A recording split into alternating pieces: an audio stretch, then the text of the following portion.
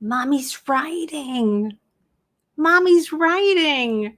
That's our topic today, my friends. Welcome to the Wednesday live stream. I'm Mary Rosewood.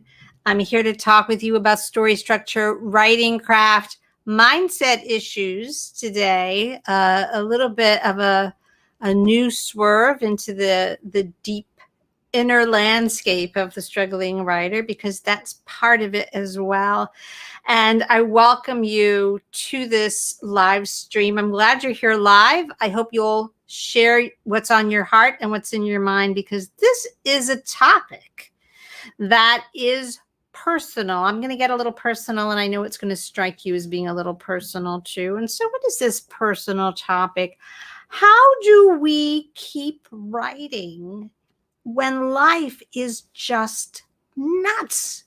When we can't, we're not sure if we're going to have time to take a shower, never mind get a chapter of our novel drafted, right? We're not sure how we're going to get dinner on the table. Why are you talking to me about my revisions?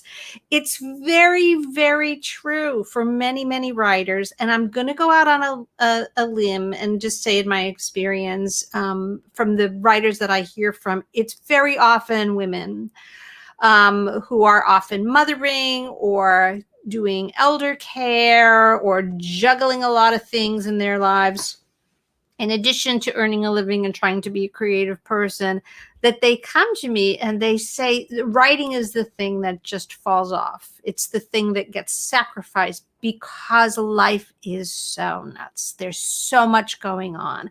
I have so many responsibilities, all right? So that's what we're talking about today, my friends. I hope it's a topic that resonates with you. You don't have to be a gal. You don't have to be a parent to relate, though, to the larger subject, the deeper subject of our resistance as writers and how we can get in our own way. So I hope you all stick around for this chat. I think there's going to be something of benefit for everyone. If you're here, please take a moment to say hi in the comments. I can see there's a bunch of you here live, and I love that. And if you're watching on the replay, you can always leave comments below. I have a feeling that this is a topic that might provoke some conversation. So who am I? I'm Mary Rosewood. I am an author. I think I've got 15 published books. Isn't that wild? 15 published novels at this point, and that's just just one slice of the cake that is my writing career. I'm best known for my middle grade fiction, and I'm also the very proud founder of Path of the Storyteller, which is my own program of training for writers. And you can visit my website at pathofthestoryteller.com, get on the mailing list, and you're going to find out all about the offerings there. Okay, so my friends, I'm going to start with a personal story because this is a personal topic, and it seems only fair that I go first, right? I am now 59 years old. I sit before you, 59 years old. And I started to write fiction when I was in my 40s. Not when I was 40, like I was in my 40s. I was sort of in my early 40s.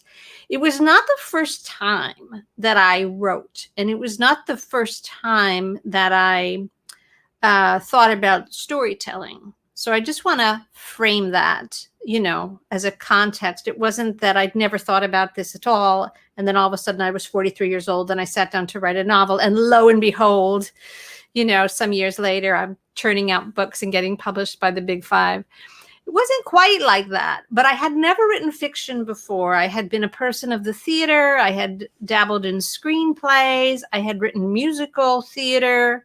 I had been an actor. I had done comedy, improv. I'd done a lot of things in my 20s and 30s. And all of them I consider to be very valuable. And you've heard me mention some of those things in my background before as they relate to our practice of writing fiction. But I had never written fiction. I had never studied fiction writing.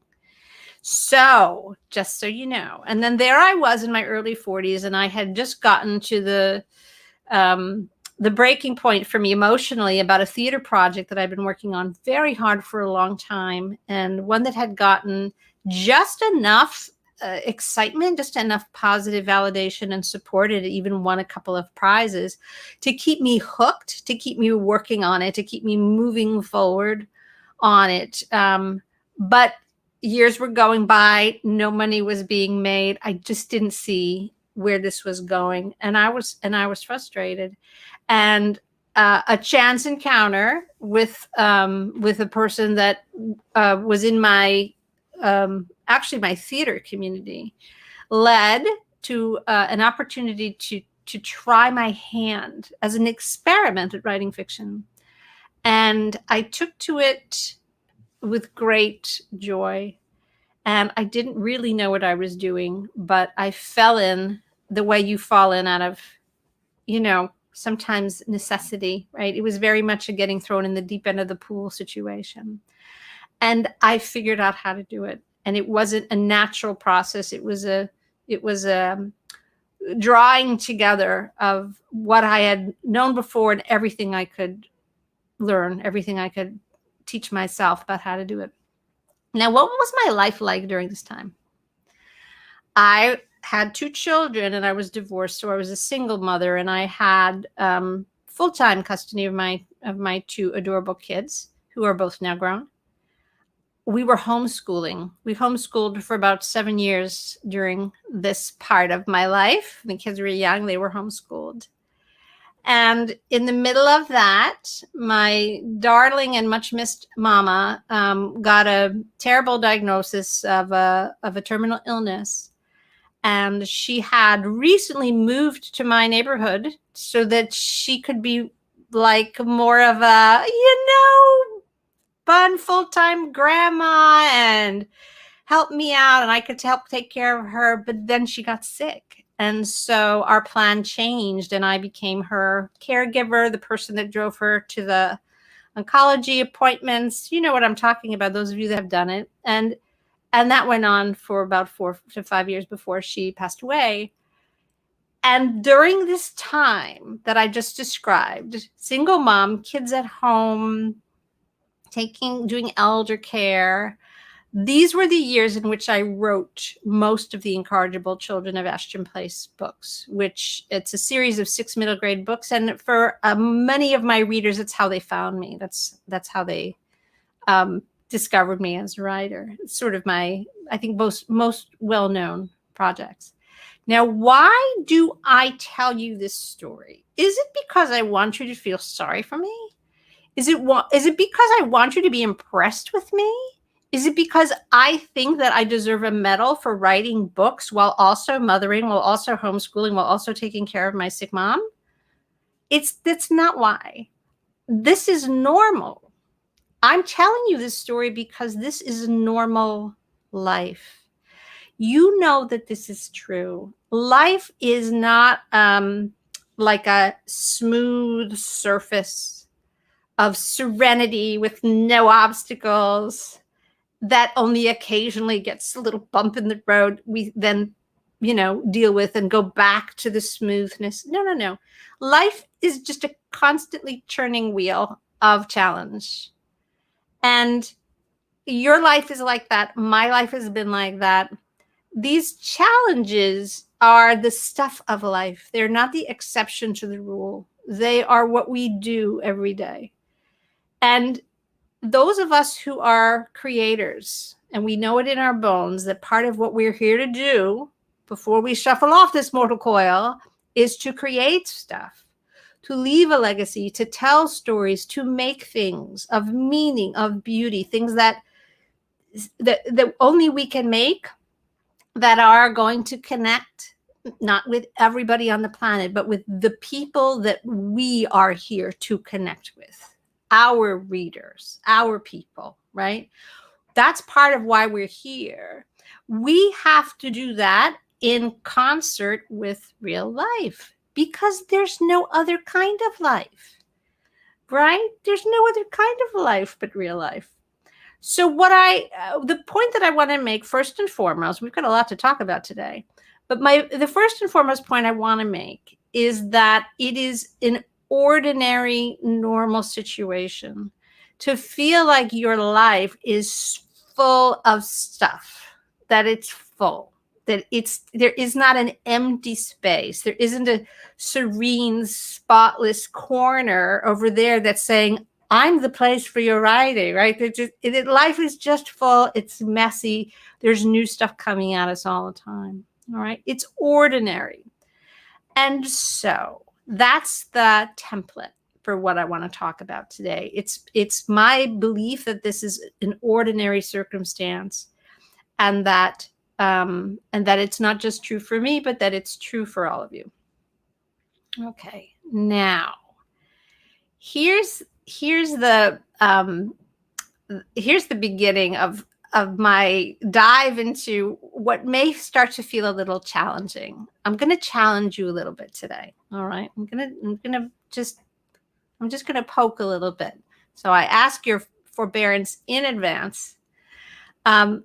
If you agree with me, or if you're willing to accept the position that there is no perfect circumstances that makes the writing just kind of do itself, right? And that the circumstances just always going to be somewhat opposed, if you will. It's going to feel like it's somewhat opposed to the writing. Then what is it within our power to do? We have to look at two things. We have to look at how much we can change the circumstance. What can we do? What wiggle room is there in the circumstances that we're in that would make them more conducive to doing what we are moved to do, to pay serious and meaningful attention to our creative practice? So that's one thing. We can look at the circumstances and see how much we can impact them. But here's the other thing that we must do. And in my opinion, it's the more important thing. We have to look at how we think about the circumstances. All right. We have to look at the story that we tell ourselves about the circumstances that we're in. All right. So thinking is a big part of this. So I want to talk for a minute about how writers think. How do writers think? It's a question with which I am all too familiar, both as a longtime practitioner myself, but also as a teacher and a mentor, because writers are always telling me how they think. They are always telling me what they think about their circumstances and why their circumstances make it so difficult for them to write. All right. So I'm familiar with these thoughts. Writers should be good at thinking, and here's why. We're not always good at thinking, but writers should be pretty savvy about thinking, and we should be interested in thinking, because thinking is our consciousness, right? It's the inner life. It's what goes on inside of us. And when we write fiction, we are in the business of simulating consciousness. We are creating, not life on the page. We're not, like Dr. Frankenstein. We're not actually creating consciousness, but we are creating an incredible simulation of consciousness. That is what fiction is all about. That's what it is. So all writers of fiction are, or should be, real curious students of the nature of consciousness. It's just what we do. We are just imagining the inner life of the fictional characters that we create. We are contemplating their journeys of spiritual transformation. We're interested in what it feels like to be a conscious entity and to go from one state of being to a different state of being, because that's what a story is. That's what we're creating all the time. So this should fascinate us. This should absolutely fascinate us. This is the very essence of story. And then we also use language as our materials, as our tool that we use to hypnotize our readers into having the illusion of a lived experience. That's what good writing craft does. It provokes the reader's brain through the artful use of language on our part into believing that it's living an experience, that it's not really living. And I use air quotes, because what is reality anyway? When you're a writer of fiction, these lines are not clear cut, right? You make things up for a living. But we use language, which is what else? It's the material of thought. It's the stuff of consciousness. It's the way we experience ourselves inside of ourselves. Is language driven, which is why the artful use of language can trick, if you will, a reader into feeling that they are living an adventure, that they are crossing Middle Earth, that they are watching their friend Charlotte weave a word into a web, that that they're in love with Mr. Rochester. It's not that they're reading about it; it's happening to them. Language has the power to do that. And it's all it's all having to do with the nature of consciousness and how we use language to manipulate, create, affect, stimulate the experiences of that consciousness. So this is our job, writers. Like, if this sounds kind of woo to you, or if this sounds like it should be a neuroscience lecture, I have news for you. This is what we're doing when we're in the narrative arts. Okay, when we're telling stories and we want other people to love the stories that we tell, what I'm describing now, this being at play in the field of consciousness, is what we're doing. It's our preoccupation. And yet, in real life, our own thinking can be very murky. It can be a little sloppy. It can be what you might call a little unconscious. That instead of playing in the field of consciousness, we're like, we're in the gymnasium against the wall while the dodgeballs of, our automatic thoughts, our ill-considered thoughts, our habitual thoughts are just coming at us. And what happens is that we have a wall of these types of thoughts, these murky thoughts, these unexamined thoughts, and we build a wall out of them. And then we look at the wall we've built out of these thoughts and we say, I'd love to keep going, but there's a wall there. So I can't go. And we totally believe it. We have fooled ourselves. Our thinking is so murky that we have really, really outsmarted ourselves. When we build a wall out of thoughts and then look at it and say, well, there's a wall there, I can't go on. This is what we call resistance. Now, you may have heard the word resistance, used in various ways. But in an artistic practice, this is what resistance is. It is the way we are at war within ourselves against doing the thing that we have set out to do. There's a saying that we are our own worst enemies. That's sort of what resistance is all about. But it's not just writers, and it's not just you, certainly. I would say that it's almost, with very rare exceptions. I'm not going to say everybody, but with very rare exceptions, all of us are prone in some way to some level and some type of resistance. And here's why I feel that, not just in my own anecdotal experience of myself and the writers that I know and that I mentor, but because the ancient practice of storytelling is so important to me, and I've thought about it so much and studied it so much, and that the idea of resistance is built in. It's part of the classical model of story structure. In the hero's journey model, which has been lifted with tremendous effect from the study of the enduring stories of all kinds of cultures from all over the world and from ancient historical times, even before stories were written down, from the days of oral traditions to today.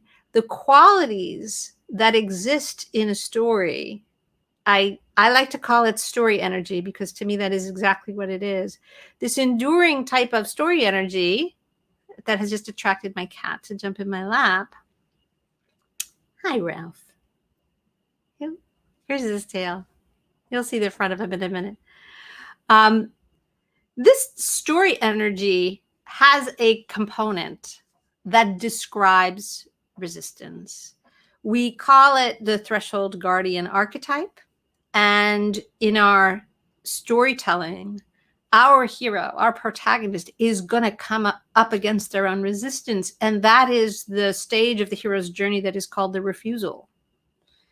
It is when destiny comes a-knocking and our hero says, I'm not home. Our hero hides behind the sofa and waits for destiny to move on to the next house. It is so human to have to grapple with resistance that there is even a description of the experience of resistance baked into story structure. So you are in good company. You're in good company if you're starting to say, yeah, maybe I have some resistance. Okay. Now, this is timeless wisdom. All right. And as creators of stories, we can use story structure to create external obstacles for our hero, right? We can invent all kinds of forces of adversity, obstacles, villains, shadow figures, all the things that happen, all the plot twists of our story. They're basically, they're pushing back against the hero trying to get to their goal. That's what stories are all about. In real life, there may well be external obstacles, and I am going to talk about them. And I'm going to talk about them, by the way, with the assistance of one of my mentors in the book, the brilliant Virginia Woolf. But in real life, even as in fiction, let me say, in fiction, even the external obstacles that we clever writers invent to be the forces of antagonism that put our hero under pressure so that they can have a transformation of consciousness tend to be symbolic representations of the inner obstacles. Okay. So even in fiction, it's not just external obstacles. We are always concerned with how those external obstacles are simply a storyteller's way of making a fable out of the roiling inner state of internal resistance. All right. So, but now we're not talking about your hero anymore, my friends. Let's talk about you for a minute. I'm going to break up the resistance that we experience into two different kinds. You can feel free to, in the comments, let me know if any of these ring a bell with you. I think of them as underinflation and overinflation. Two different styles of resistance. They're both resistance, but one of them is the underinflated type and one of them is the overinflated type. Now, what do I mean by underinflation? This is when we happen to be the kind of person or have the kind of history and the kind of habitual patterns of thinking that we are very prone to negative self-talk. We put ourselves down.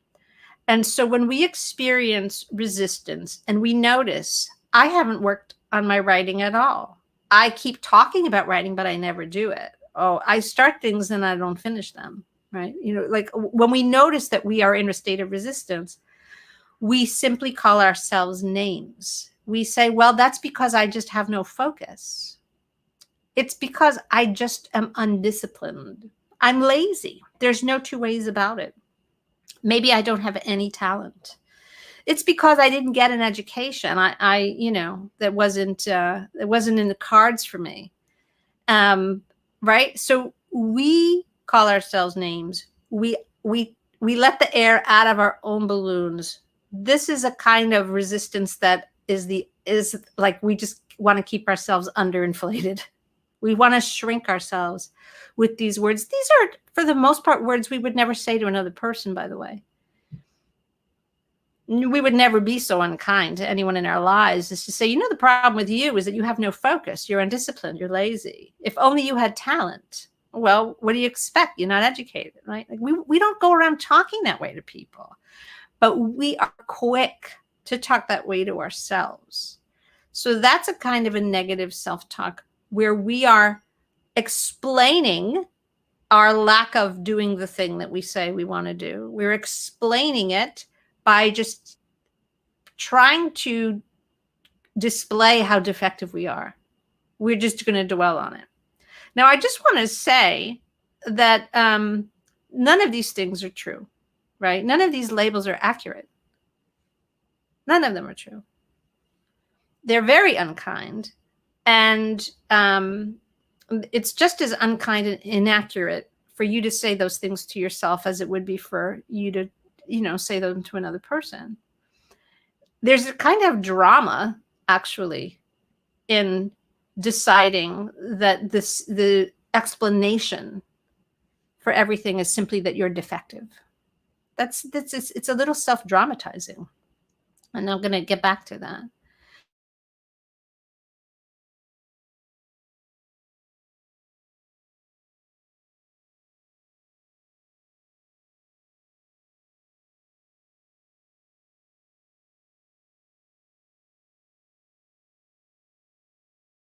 I don't know if this is still going. It looks like the stream got a bit interrupted. So I apologize if so. But I'll continue with my point, that if negative self-talk is a habit of yours, just know that you're not alone, and that nothing that you're saying yourself is true, and that this is a kind of resistance. And, we're going to explore maybe what to do about it. But let me talk about this overinflated kind. And I hear a lot of this as well.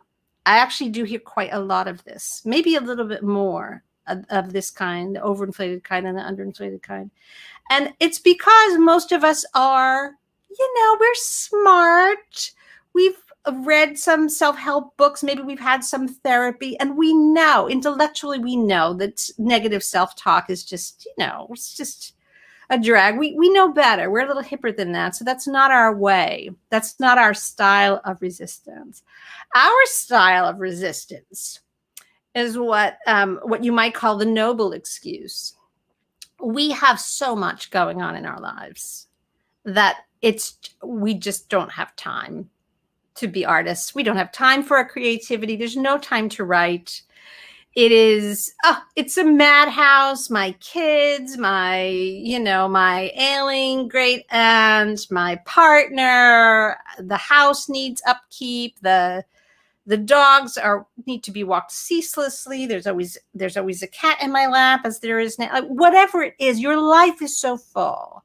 Your career is so busy. Your work is so demanding. The children are so needy, so noisy. There isn't a place in your hands where you can get away from the constant demands on you, your time, your attention, your energy. And I just want to point out to you that this is not true either.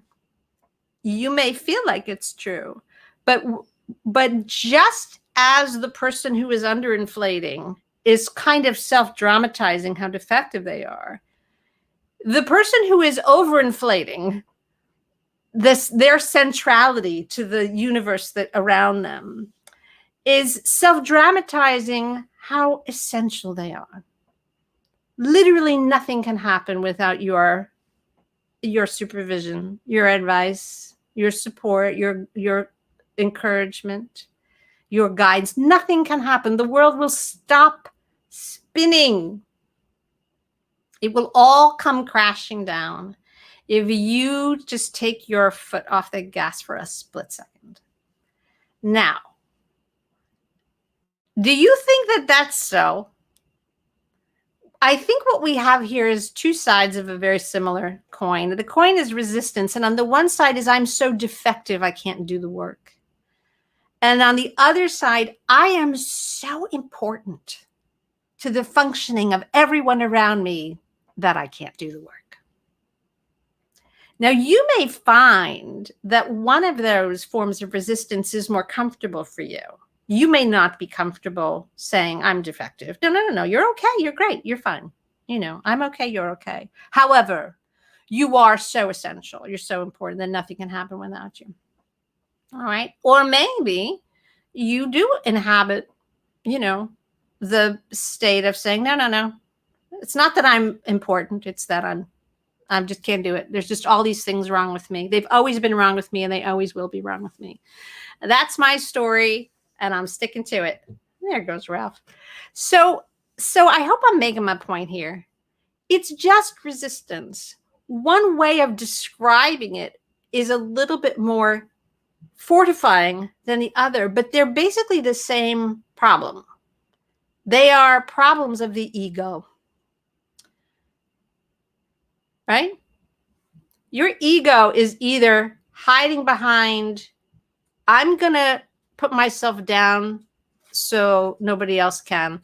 I'm going to call myself all the names before anyone else can do it. And that's a way of protecting myself. Or your ego is saying, I'm going to build myself up into this paragon of busy, function, essential, indispensable. I'm just going to wrap myself in this cozy blanket of being indispensable so that I don't have to do my work. It's still an ego problem. It's not accurate. Neither one of those things is accurate. So you just have to know your tendency. Do you tend to underinflate or overinflate? Which one do you resonate with? Think about it. Now, here's the question. What is the ego trying to do when it underinflates us? You know, when it makes us say, just kind of roll over and play dead, like, no, I'll just, you know, I give up before I without even a fight. Or when it puffs us up like a blowfish, saying, no, I'm very important, and alas, you know, someday perhaps I won't be so essential, but at the moment, yes, alas, I cannot write. What is the ego doing when it distorts us in these ways? Terry Finn has a comment. I'm going to just post it because it answers my question. It's trying to keep us safe. It's protecting us, right? So the ego's trying to protect us. What is it trying to protect us from? What are the feelings underneath all of that overinflation and underinflation? What's the truth of it? I find, in my experience, that the truth of most human foibles is fear. We are afraid of a lot of things. But we are wired, you know, we're living creatures with nervous systems, and we've got our wonderful primitive brains, survival based brains running that survival program all the time. So we're very vulnerable to fear. I learned a lot about fear, by the way, when I was writing Alice's Farm, A Rabbit's Tale, because a rabbit is an incredible exploration of fear. Like, rabbits are sort of built to be very good at fear. And so they have these giant ears, right? So that they can hear when danger's coming. And they've got these enormous back feet so they can feel the vibrations of danger coming in the ground. And they've got these powerful back legs so they can run. Like, a rabbit is built to be afraid and to bolt. That's what a rabbit is wired to do. This is because they're prey animals. They are pretty defenseless, right? And I love thinking about rabbits because they're so human in this way. Human beings as well are very driven by fear. We are blessed with these incredible brains, and we use these brains to worry. We use them to anticipate misfortune and to do things to protect ourselves. We're always trying to make ourselves feel safe, you know. And I ask you to really contemplate what might make you not resist writing. I'm not asking for your daily schedule. I'm not asking for the description of your defects. I'm just asking you, like, what is scary about it? What might make you feel afraid? That is a personal question. But I want you to contemplate it, to dig a little deeper. Now, I also want you to consider something else. We have unrealistic expectations about how difficult writing well is. To write well, to write good fiction, all right, it is the end result of an extremely sophisticated artistic practice. I think most of us would look at, I don't know, The Last Supper, right? An enormous mural painted on the wall of a building, this incredible, complex scene. And we would say, well, nobody just got up and did that. Like Da Vinci didn't just fall out of bed and say, oh, I know how to do that. It is the end result of a very, very sophisticated artistic practice. The person who can pull off a piece of art at that level knows what they're doing. They've been doing it a long time. They have mastery over their technique. They know their tools very well. They know their materials very well. It takes time. Apprenticeship, exposure to the works of other masters, it takes a lot to get to that level. And there's something about writing that allows us to forget that when we sit down to write, chances are that we are not at the level of mastery. If you're at the level of mastery, you know it. If we're not at the level of mastery, then one of the things that the ego, the underinflating or overinflating ego, might be trying to protect us from is being realistic about that. We don't want to say the reason that I'm resisting sitting down to write is because I actually don't know what I'm doing. I don't really know how to do this. I'm kind of winging it. If I'm going to be perfectly honest, I'm sort of winging it. I'm writing by ear. I'm trying to teach myself to write. When I sit down to write, it's not that I know what I'm doing. It's that I'm trying to teach myself how to do it. I am very far from being the boss of my book. And those of you who've been watching the streams on this channel, there's a whole talk about being the boss of your book that I think will be of benefit to you. So we say that we don't have time to write, but our resistance is protecting us from confronting the fact that we are beginners or advanced beginners or, moderately skilled, and that we may yet have a lot of work to do before we are capable of turning out the kind of work that we admire, that we have not yet realized that we've undertaken a path that is not a short path, not necessarily an easy path, that this is not the kind of work that we can figure out how to do in a weekend ourselves.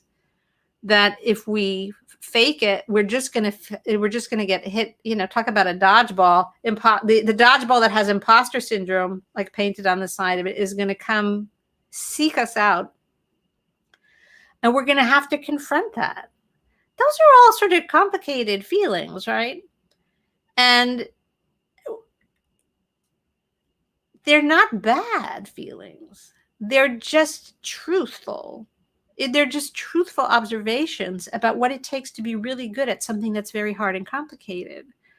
I often use imagery of like playing a musical instrument at a really high level. You could be a concert pianist or a world-class violinist.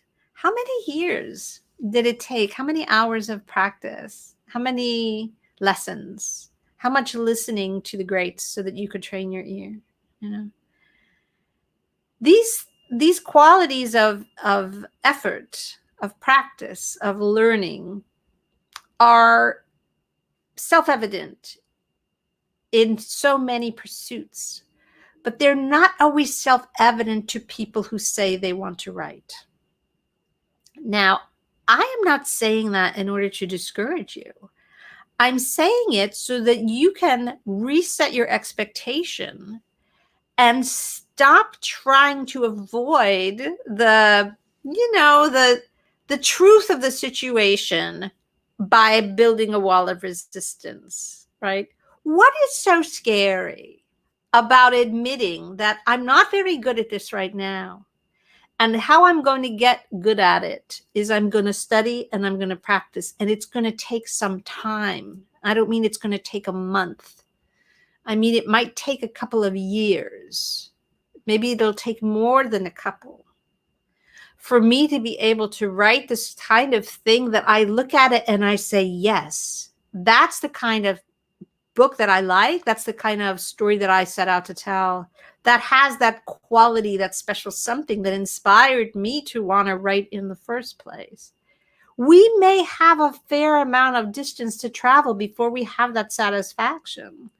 Now, if we set out to become an Olympic athlete, to use a timely reference, we've just been through the Olympics here, we would not say, well, I thought I was going to be able to spend, a few months and be an Olympic athlete. Now that I realize it's going to take 10 years, I'm disappointed. We all know that's not the case. We all know that's not the case when it comes to being an Olympic athlete. But when someone says, but I want to get published, I want to have a career as a writer, I want to have readers, that's the Olympics, my friends. Like, that is in fact the big leagues. That is being a professional. It's right. It's getting there. It's getting to the point where your work is good enough to go, play in the big leagues. So it's normal for it to take time, and it is a very joyful journey. And there are ways to speed it up, right? There are ways to speed it up, but the number one way to speed it up is to begin it, is to grapple with it, admit it, embrace it, enjoy the process of improvement, and to begin it. Because as long as you are hiding from your writing practice by saying, oh, I'm too defective to actually undertake this, or I'm too essential to the goings on of my little world in order to undertake this, you have not really begun. You know that saying, like, the best time to plant a tree was 100 years ago, and the second best time to plant a tree is today. When are you going to plant your tree is the question that you have to ask. I want to give you a little thought exercise. Just in case, you're still saying, well, is that my fear? Like, am I afraid of doing the work? Am I afraid it's going to take long? Am I afraid of admitting that I'm not quite, ready for the big leagues right now? Is that really so devastating that I'm going through all these ego hoops to protect myself from admitting that? Here's the thought exercise. I want you to imagine the opposite of those fears, right? The opposite of, I don't know what I'm doing and all that. What if you could imagine that, oh no, I have mastery. I know exactly what I'm doing. I know how to tell a story. I know how to structure a story. I know what a story is. I have mastery over my materials. I know how to select words. I have a framework for knowing what goes on the page and what gets cut. I know what revision is. I know all these things. I'm solid in my craft. I have technique. I've studied. I'm good. I can sit down and I can write stuff and I know it's going to work. Take that in and now tell me if you have time to write.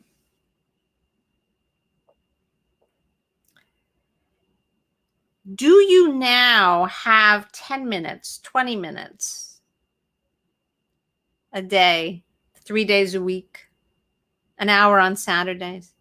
If that was your relationship to your writing, if you had that level of ease, would you find it hard to motivate yourself to sit down to work even a little bit? I'm going to guess you might not. So that alone gives you a little bit of insight into what is really driving the resistance.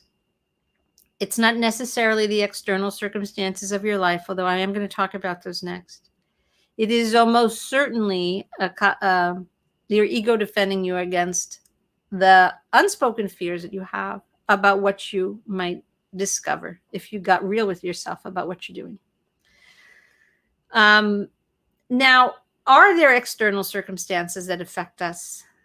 Listen, I told you the story of what was going on in my life. There's another little story that I'm going to tell. Then I'm going to just share a little Virginia Woolf because it's such inspo, and it's fantastic writing.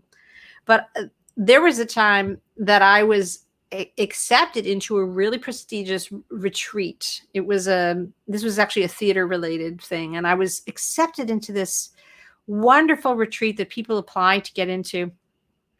And it was going to be 2 weeks away. I was going to be in residence with all these cool people. I was going to get all this amazing work done. And the person who was on the committee called me up and said, I have really great news. We've chosen you. You're going to be one of this little group that we're going to have this year. But I see here that you have on your documents that that you would like to bring your children with you. And I said, well, in fact, I have 2 very young children. The youngest is still nursing. And so I actually will need to bring the children with me, but I'll hire a nanny. I'll bring a babysitter with me, but I just need to know that the housing situation can accommodate the kids and the babysitter. And he said to me, well, here's the thing. It's not that we don't want your kids and your babysitter. It's that we're concerned about you. We're afraid that you'll be so distracted. Like, it's just going to be so distracting to you. And I said, I do have a little sass in me, my friends. I said to him, all the materials that I submitted that you loved so much that you've offered me this opportunity. I wrote all of them being a mother. Everything that I've written that you like so much that you want to give me this opportunity, I wrote with my kids underfoot. So I'm not worried about the distraction. Well, what could he say? Do you think they let me come with my kids and my babysitter? They did. And did I have a fantastic experience and create a ton of stuff? I certainly did. So there will sometimes be people, threshold guardians on the outside, who do try to push us a little bit. And so let me give you this gorgeous, gorgeous tidbit from Virginia Woolf, The Essential, A Room of One's Own. If you haven't read it, I don't even know why you're still watching this video. Just go read it, okay? It's amazing. But the premise here is that our narrator, this is an essay, so this is a talk that Virginia Woolf gave, is asked to give a talk on the topic of women and fiction, and the title "Women in Fiction" might mean she's trying to figure out what it is that they want her to talk about, women and what they are like, or it might mean women and the fiction that they write, or it might mean women and the fiction that is written about them, or it might mean that somehow all 3 are inextricably mixed together and you want me to consider them in that light. But when I begin to consider the subject in this last way, which seemed the most interesting, I soon saw that it had one fatal drawback. I should never be able to fulfill what is, I understand, the first duty of a lecturer, to hand you, after an hour's discourse, a nugget of pure truth to wrap up between the pages of your notebooks and keep on the mantelpiece forever. All I could do was to offer you an opinion upon one minor point. A woman must have money and a room of her own if she is to write fiction. And that, as you will see, leaves the great problem of the true nature of women and the true nature of fiction unsolved. Women in fiction remain, so far as I am concerned, unsolved problems. But in order to make some amends, I am going to do what I can to show you how I arrived at this opinion about the room and the money. Agree or disagree, a woman needs money and a room of her own to write. Now, listen, Virginia Woolf lived in a very different time. And here's what she did not have. She did not have a laptop or a Chromebook. She did not have noise-canceling headphones. She didn't have a car to go sit in, right? while she was waiting to pick somebody up at camp, right? She didn't have a lot of the things that we have today. And she was restricted in earning a living in ways that we are, as women particularly, not restricted today. So I want you to really think about what she means, what it means to claim money and a room of one's own, both in a literal way and a symbolic way. Because in a literal way, most of us have money in a room of our own if we're willing to claim them.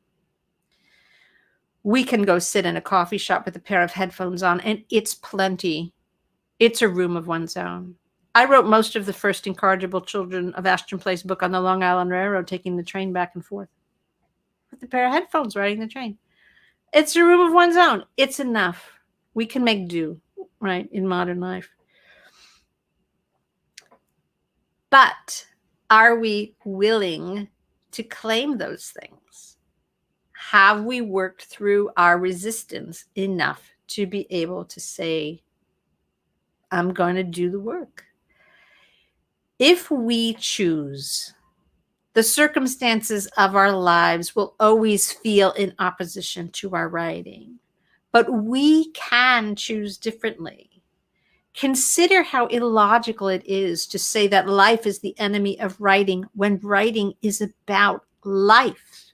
Storytelling is a tool for life, right? Our work is an exploration of life. It makes no sense to say that life is the enemy of my writing. That's not so. You can choose how you think about this. You can turn it around, all right? You can drop the drama of your overinflated and underinflated ego speak. And you can look at what fears might be lurking underneath. And in a practical sense, I want to observe, and this is particularly for those of you who may be in the overinflated state, I'm so busy, I have so much to do, so much on my plate. Are you doing things for others that they can do for themselves? Because if you are doing them a disservice by keeping their own work of their own lives, their own maturation out of their hands. Think about that. And the other thing I want you to think of is that when you are a creative person, which you are, you would not be watching this right now if you weren't. Honoring the truth of who you are, honoring your authentic creative drive is an absolutely essential part of self-care. It is self-care, like exercise, like hydration, like, sleep. It's self-care. It's part of who you are. And we as humans do not function well if we take chunks of ourselves and we say, nope, I'm locking you up in a box and I'm sticking you in the back of the closet. I'm only going to be part of myself. That's all I want to be. I don't want to be all of myself. I only want to be part of myself. That was Bilbo Baggins's mistake, as you recall. He was only willing to be part of himself until Gandalf came along. So please consider me your Gandalf today. I invite you to explore the part of you that is in the box in the back of the closet. It is only when you are thriving, when all of you is thriving and alive, filled with vitality, that you have anything to offer others. You cannot give to others if you yourself are not in a state of being actualized. So just remember that, particularly those of you with children who have your children as a kind of a noble obstacle, what are you modeling for them in terms of creativity, in terms of the importance of literature? Some of you might be homeschooling moms. You want your kids to be good writers, don't you? Why is it so wrong that they should see that writing is important to you too? Right? It's only when you are thriving that you have anything to offer others. So So that's going to be my closing remark. Thank you guys so much for staying for this talk. I'm just going to do a quick check in the comments. I see a wonderful message from Kelly. I'm not going to put it up on the screen, Kelly, but I'm glad that this is of benefit to you, and I'm very glad you were here. It is a gentle push forward. And as my Path of the Storyteller students often laughingly observe, it sometimes does feel like therapy, doesn't it? To work on our writing, because this is a stirring up of our relationship to consciousness, to what's going on inside us. There's no way that we can devise powerful journeys of transformation of consciousness for our heroes without doing some internal work. We have to have something of meaning to say, and that means that we are part of it. It's not just the hero's journey, it's the Path of the Storyteller too. Now you know where I got the name of my program. All right, my friends, I hope this is of benefit. I thank you so much for your participation. If you are thinking about the studying writing with me in the fall in the Path of the Storyteller program, please make sure you're on my mailing list, because I am this close to starting to send out links to the enrollment pages. I'm just tidying all that up now. And we are going to be enrolling in the latter half of August and starting the program the first week of September. I cannot wait to welcome a new group of students into this program. It is, it's an intense one semester that I think is transformative to the students who go through it. All right. And I hope you'll be one of them. I look forward to seeing you next Wednesday. Leave a comment below. If you're new to the YouTube channel, please subscribe, like the video. It really helps me get the word out and grow the channel, which is something that I would like to do. There's a lot of misinformation, I will gently put it there, about what the practice of writing is all about, what good writing is all about. And I'm doing my job, doing my part here to be a little candle in the darkness. And I appreciate your assistance in helping to get the word out. Okay. Much love to you all. Keep writing, and let me know what you think. I look forward to seeing you next time. Bye-bye.